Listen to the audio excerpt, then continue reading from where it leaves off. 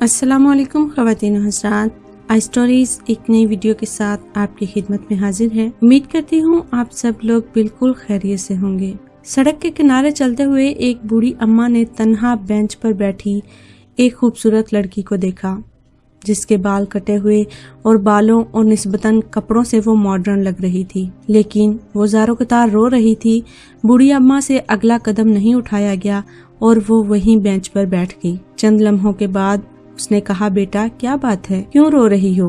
क्या मैं तुम्हारी कोई मदद कर सकती हूँ? हमदर्दी के दो बोल सुनकर वो नौजवान लड़की और ज़ारो-कतार से रोने लग गई। कितनी ही देर बूढ़ी अम्मा उसकी कमर सुलहाती रही और उसके जवाब का इंतजार करती रही। आखिरकार वो बोलने लगी, मुझे मेरे मियाँ ने मार पीट कर घर से निकाल दिया है। वो पहले भी ऐसा कई बार कर चुका है, मगर यहाँ क्यों बैठी हो?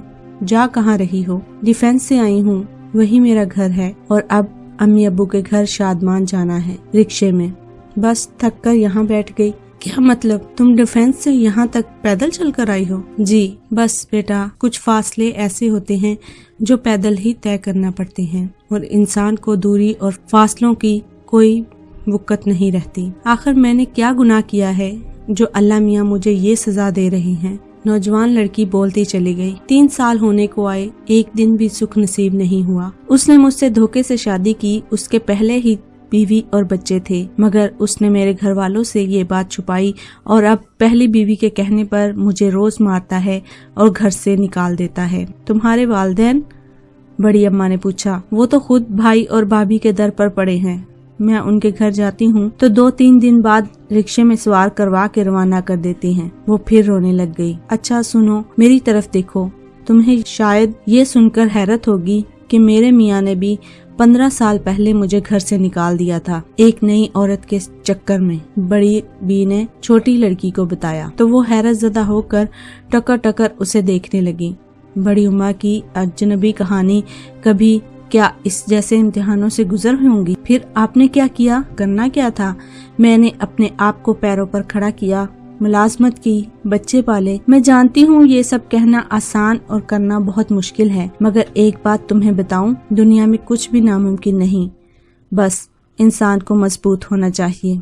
नौजवान लड़की ने हैरत से बूढ़ी अम्मा को देखा और फिर सिसकने लगी। मैं ही क्यों? आखिर मेरे साथ ही ऐसा क्यों हुआ? पगली, ये नहीं होता।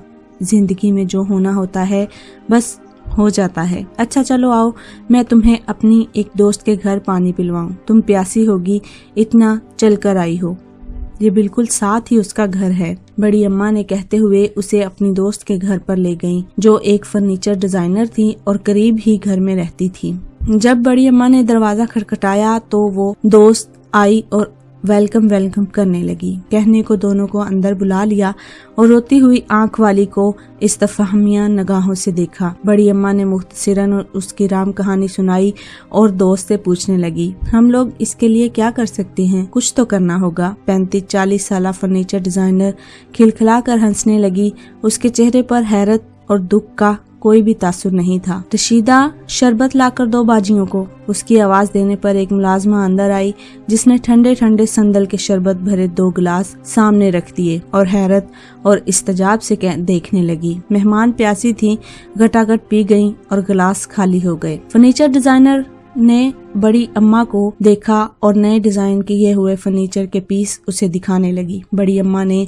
आंखों ही आंखों में पूछा कि इस खामोश उदास बुत का क्या करना है। अब इसे ऐसा लग रहा था जैसे वो इन दोनों ही की जिम्मेदारी बन गई है। देखो, घबराओ नहीं और अपने आप को संभालो। तुम सीधी अपने वालिदैन के पास जाओ और उन्हें कहो कि तुम्हें सहारा दें, क्योंकि बिलाखिर तुम उन्हीं की जिम्मेदारी हो। उसके अलावा तुम्हारा कुछ नहीं हो सकता। दोस्त ने बड़े मीटर ऑफ फैक्ट अंदाज में बात की और बड़ी अम्मा से इधर उधर की बातें करने लगी। लेकिन वो मुझे नहीं रखेंगे, उस नौजवान लड़की ने कहा, और फिर उसी के पास भेज देंगे। देखो, ये कोई अनोखी बात नहीं, घर घर की कहानी है, दोस्त ने खुश्क लहजे में कहा। क्यों रशीदा? हाँ जी बीबी जी। तो यहाँ क्यों काम करती हो? घर क्यों नहीं बैठती आराम से? नौकरानी से दोस्त ने पूछा। बाजी, आपको पता है ना, वो खस्मा नुखाना नशा करके पीटता है और खर्चा भी नहीं देता। बस जी, हमारे तो नसीब ही खराब हैं। रशीदा ने अपने जीवन साथी को मुगालजात से नवाजना शुरू कर दिया। मेरा तो जी चाहता है अपने आप को आग लगा लूं, मगर फिर बच्चों का ख्याल आ जाता है जी। बस मेहनत करके उनका पेट पालती हूँ, क्या करूँ, काम न करूँ तो खाएंगे कैसे। फर्नीचर वाली की नन्ही 6 साला बेटी भागती हुई आई और माँ का पल्लू खींचने लगी। मम्मा, रशीदा से कहीं मुझे आइसक्रीम दे। जा रशीदा, फ्रीजर में से इसे आइसक्रीम निकाल दे। जाओ बेटा। नन्ही उछलती कूदती रशीदा के साथ किचन को चल दी। इसे दारुल अमाज में भिजवा देते हैं, बड़ी अम्मा ने अपनी दोस्त से कहा। नहीं, मैंने सुना है इस टाइप के अदारों से लड़कियां सप्लाई कर दी जाती हैं। मुसीबत ज़दा खौफजदा होकर बोली। भाई नहीं, ये सब बकवास है। आखिर औरतों की मददगार धारा है, ऐसा कैसे हो सकता है। बड़ी अम्मा को बड़ी मुश्किल से कभी किसी पर शक होता था। वो हर एक पर और हर बात पर बड़ी जल्दी एतमाद कर लेती थी। ये मेड तबके में तो ऐसी बातें होती रहती हैं, मगर मुसीबत की मारी ने बात अधूरी छोड़ दी। अब उसने रोना बंद कर दिया था। मुन्नी, इधर आओ। फर्नीचर डिजाइनर दोस्त ने अपनी नन्ही सी बिटिया को आवाज दी। वो आइसक्रीम को जुबान से चाट चाट कर गिरने से बचाती हुई माँ के पास आकर सोफे पर बैठ गई। जी मम्मा। बिटिया, इन आंटी को बताओ तुम्हारे पापा मुझे कैसे मारते हैं। फर्नीचर डिजाइनर ने अपनी बेटी से कहा। बड़ी अम्मा और वो नौजवान लड़की चौंकी। खूबसूरत इंटीरियर वाले घर की मालदार मालका की तरफ हैरत से देखने लगी। पापा आपको डंडे से मारते हैं, नन्ही बेटी ने जवाब दिया। और उस रोज किचन में कैसे मारा था? माँ ने फिर सवाल किया और बेटी के बालों में उंगलियां फेरने लगी। उस रोज उन्होंने बाल नोचे थे आपके, धक्का दिया था और फिर गिराया भी था। नन्ही लड़की बोलती चली जा रही थी और आइसक्रीम खाती जा रही थी। मगर क्यों? तुम तो खैर से अच्छी तरह घर में आबाद हो। बड़ी अम्मा ने हैरत से सवाल किया। कमाती भी हो, शहजादा है मेरा मियाँ, पालती हूँ ना उसको। दरअसल उसे घाट घाट का पानी पीने का बहुत शौक है, बस इसीलिए हमारी लड़ाई हो जाती है। न्यूयॉर्क स्कूल ऑफ फैशन की पढ़ी हुई इंटीरियर डिजाइनर ने बड़े तहम्मुल से बताया और फिर खुद कहका लगाकर हंसने लगी। अब आप जाएं, रिक्शा लें, अंधेरा बढ़ता जा रहा है। उसने दुखियारी को मुस्कुरा कर कहा, जिसके आंसू खुश्क होकर गालों पर जम चुके थे। मैं भी चलूं, काफी देर से घर से निकली हुई हूँ।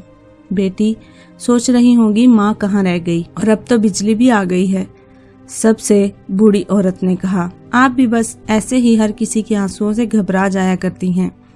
आप, हम सब ये कहानियां हैं और कहानियां तो चलती रहती हैं। फर्नीचर डिजाइनर ने अपने से कई बरस बड़ी औरत को प्यार से लिपटाकर सजनश की और मुस्कुराने लगी। मगर मम्मा, आपको अभी से बता देती हूँ, जब मेरा मियाँ मुझे मारेगा ना तो मैं उसका हाथ पकड़ लूंगी, उसे अपने आप को मारने नहीं दूंगी। मार से तो बहुत दर्द होता है ना। नन्ही मुन्नी लड़की ने एक नया मोड़ लेने के इरादे का इजहार करके सबको चौंका दिया। कमरे में मौजूद हर कहानी की आंख में यकदम सैकड़ों दिए जलने लगे थे। ख़वातीन और हज़रात, ये एक छोटी सी कहानी थी जो कि 3 औरतों पर मुश्तमिल थी।